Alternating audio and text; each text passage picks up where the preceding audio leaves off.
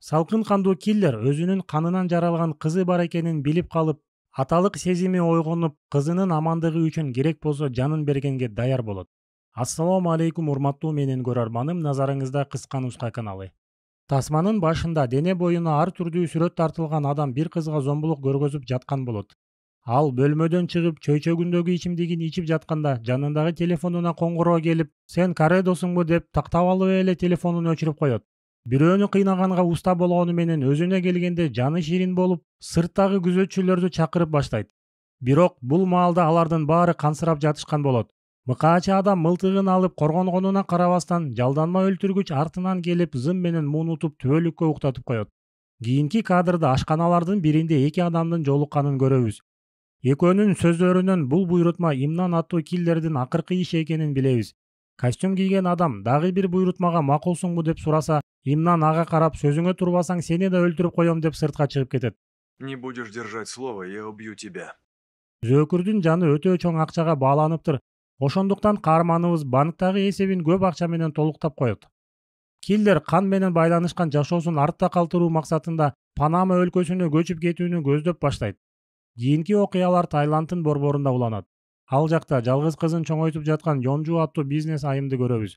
Йонжу өзүнүн кызын кымбат баалуу мектептердин бирине калтырып, өз иштери менен абдан кооз болгон гольф клубка жөнөп кетет. Көрсө бул айым жалгыз бой эне болгонуна карабастан, бизнесте чоң ийгиликтерге жетишип, эми кыймылсыз мүлккө да инвестиция кылайын деп жатыптыр. Ал убакта кызынын мектебине бир аял келип, "Мени сага апаң жиберди, бүгүн сени мен алып кетем" деп алдоо жолу менен уурдап кетет. Кийинки кадрда жанагы киллердин телефону аркылуу бирөө менен сүйлөшүп жатканын көрөбүз.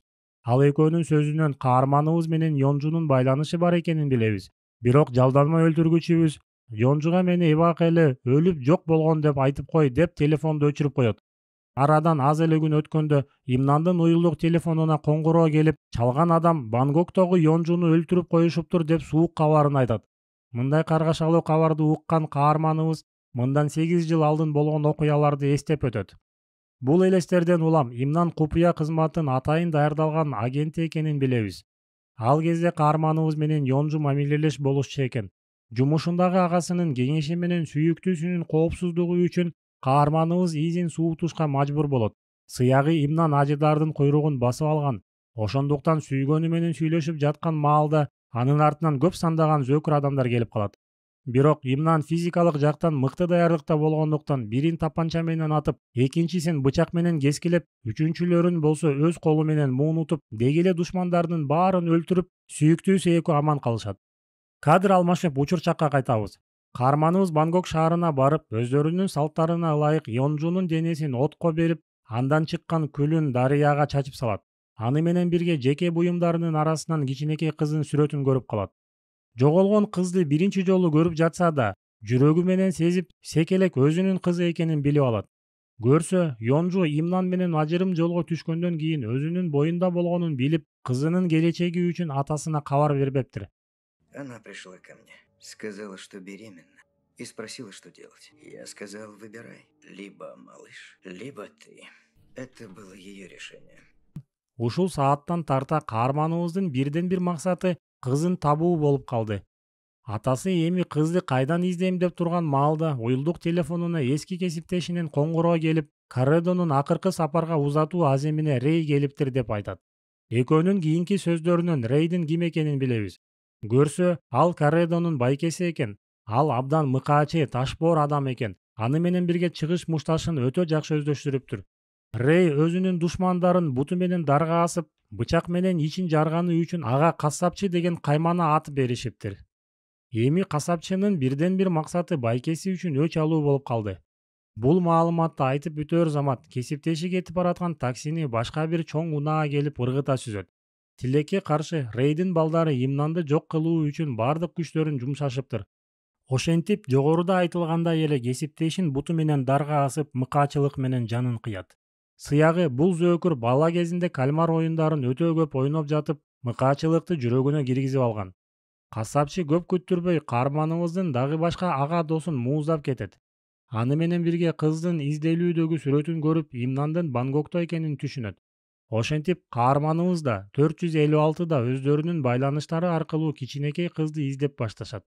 Имнандын чалгынчысынын айтымында Йонжу гольф клубка инвестиция кылайын деген. Ал менен 1 жылдан бери Түштүк Кореядан качып келген Хан Жонсу аттуу үй саткыч кызматташып жүргөн. Ошону тапсак сөзсүз түрдө кызыңды уурдагандардын изине түшөбүз деп айтат. Хан Жонсуну табыш оор болгон жок. Ал дагы бир колунда бар үй бүлөнүн ишеничине кирүүгө аракеттенип жүргөн жеринен колго түшөт. Каарманыбыз аны ээн жерге алып барып, маалымат алуу үчүн кыйнай баштайт. Тактап айтканда Чу дегенде эле бир манжасын кесип салып, анан кыздын кай жерде экенин сурап баштайт. Тилекке каршы кызын тасманын башында уурдап кеткен аял өлтүрүп койгонун айтат. Имнан алардын дарегин билип алып, шылуунун кекиртегин кыркып, кансыратып коюп, унаадан чыгып кетет. Бул маалда касапчы да Бангкокко келип алган болот. Ал Имнандын кызын биринчи болуп тапса, каарманыбыз өзү эле колго түшүп берерин билип, өзүнүн булактары аркылуу ууру аялды табат. Бирок жергиликтүү шылуундар касапчынын акчасын тонойбуз деген ой менен Элсиордун кесмесин кулагына илип, өздөрүнүн уюгуна алып келишиптир. Өзүңдү эр көрсөң бирөөнү шер көр демекчи. Рей коркуп калгандын ордуна кайра маанайы көтөрүлүп, баарын уруп согуп кескилеп салат. Көрсө, касапчынын кичинекей кезинде атасы жумушунан ичип келип, болгон күчүн баласынан чыгарчу экен. Рей башында ит мышыктарды сойгулап жүрүп, анан чоң кылмышкерге айланганда адамдын канынан рахат алчу болуптур. Ошол эле кезде Имнан базарлардын биринен ууру аялды таап, артынан барып күйөөсү экөөнү туткундап алат. Өзүнө олуттуу мамиле кылуусун каалап, каарманыбыз кайчысын алып чыгып, күйөөсүнүн манжасын кескилей баштайт. Ошондо шылуун аял чыдабай кетип, кыз тирүү, биз аны Чавхо деген адамга сатканбыз, алар кайда алып кетишкенин билбейбиз деп айтып берет. Она жива! Я сказала Ханну, что она мертва, но это неправда, я ее не убивала. Пожалуйста, отпустите нас. Чавхонун адамдары жаш балдарды уурдап, ички мүчөлөрүн чоң акчага сатышат экен. Балдардын арасынан Жапон жана Корей улутундагылар кымбатка бааланып, аларга болгон суроо талап алда канча жогору экен. Имке кызын табуу үчүн болгон мүмкүнчүлүктөрдү колдонуп, түнкү клубда ырдап жүргөн киндиктен ылдыйы менен эркек, киндиктен өйдөсү менен аял болгон бирөө менен жолугат. Мунун аты Юи экен. Ал өз учурунда жынысын алмаштыруу үчүн акчага муктаж болуп жүрүптүр. Келишим боюнча ал Чавхого барып, кызды сатып алмай болот. Юи өзүнүн жардамын $30,000 баалайт. Эртеси күнү керектүү адамдар менен жолугуп, бөйрөк сатып алабыз деген шылтоо менен балдар жайгашкан жерге барышат. Тилекке каршы капастагы балдардын арасында Лили жок болот. Каарманыбыздын жини келип, кызынын сүрөтүн көргөзүп, жарым-жартылай эркектин жардамы менен тордун артында отурган балдардан маалымат сурай баштайт. Ал маалда күзөтчүлөр келип калат.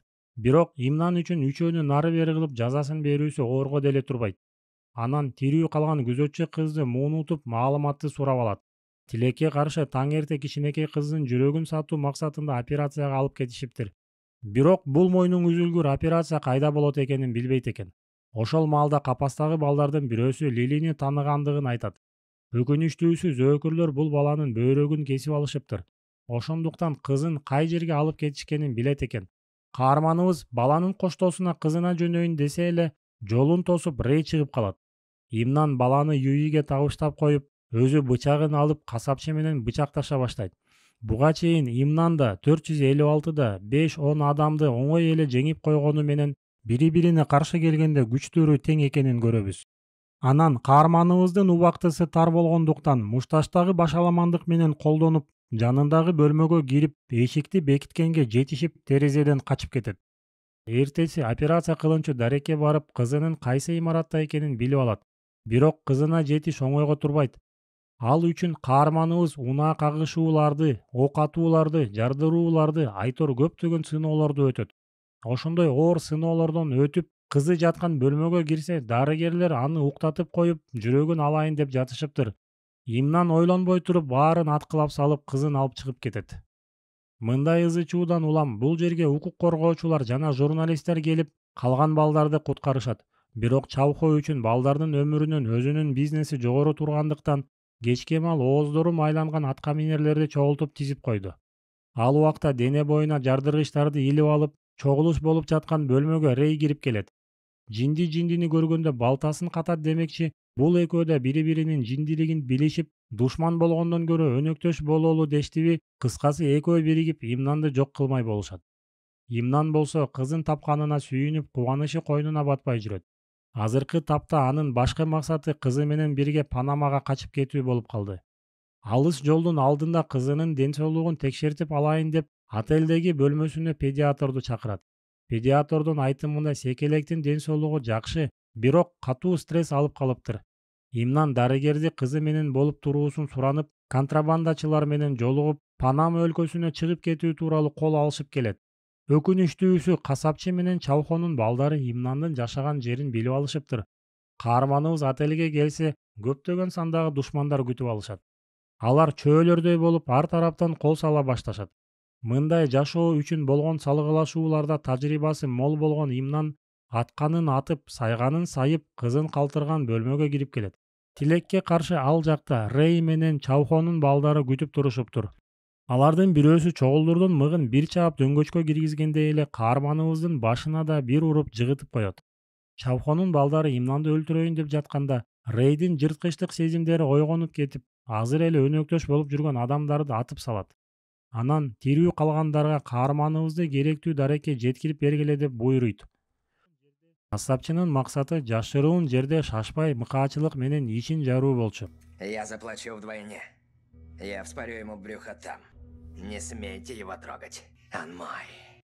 Ошентип Имнанды башка унаага отургузуп, кызын болсо чемоданга салып Рэй өзү менен алып жөнөйт. Эми кантип Имнан бошонот экен деп турган маалда жарты эркек келип калат. Бул кудайдын пендеси денеси менен жарты эркек болгонуна карабастан, жүрөгү менен чыныгы эркектерден да өтөт экен. Ал башка унаага отуруп, Имнанды алып кетип бараткан унааны сүзүп токтотот. Аны менен эле тым болбостон унаага кирип Имнандын колдорун бошотот. Каарманыбыз бошонуп алып, Рейдин артынан чуркап жөнөйт. Ал жолду кесип чуркаганы үчүн касапчынын алдынан чыгып калат. Буга чейин кожо жаштай мерген болгон каарманыбыз күтүлгөндөй эле Рейге келгенде октору түз учпай калат. Ошентип башка амалы жок болгондуктан катуу кетип бараткан унаага секирип ичине кирет. Имнан чемодандын ичинде жаткан кызынын үнүн угуп алаксып кеткенде, мүмкүнчүлүк менен колдонуп Рей артынан келип каарманыбыздын көкүрөгүнө бычак саят. Аргасыздан Имнан жанында турган баштыктан жардыргычты алып, унаанын астына ыргытат. Натыйжада булар отурган унаа эки чимерилет. Ал убакта атасы өзүн тобокелге салып, чемоданды кучактап, кызын чоң жаракат алуудан куткарып калат. Мындай жардыруудан улам каарманыбыз өзүнө келер замат чемоданды ачып кызын кучагына алат.